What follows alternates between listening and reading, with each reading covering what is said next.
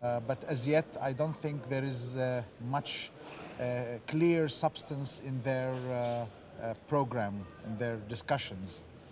That is a little bit worrying, but we still give this whole thing the benefit of the doubt and the goodwill that it is needed to assure everybody of their security needs.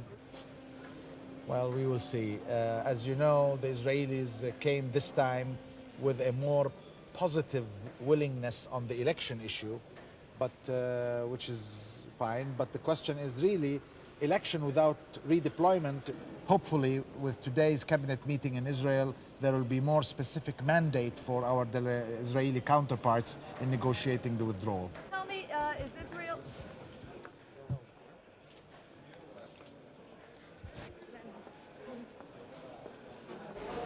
Well, we've heard this through press reports. We've heard new concepts introduced to the DOP as the concept of the temporary deployment or pre-redeployment.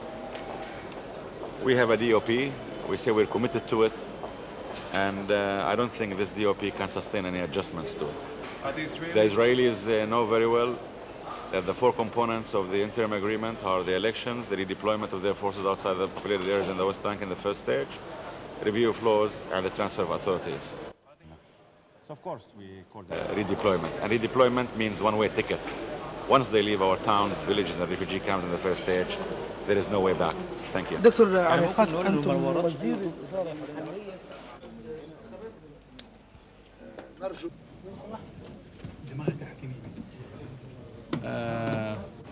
I'd like to reiterate what I said very early in these meetings, that our concern for security is very important, and our determination to make the redeployment of Israeli forces in the West Bank and the transfer of authority, one that produces peace for the two parties, produces security for the two parties, and produces progress for the two parties.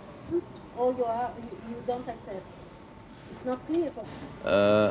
I do not think that any change of the document of principles is warranted.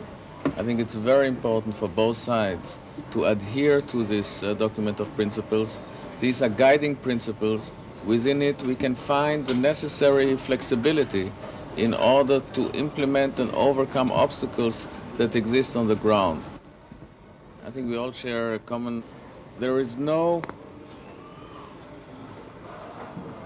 motive on any side to delay the negotiations, to delay the process, or to find any artificial shortcuts towards permanent status. We will remain loyal to this agreement, and I think it's true for both parties.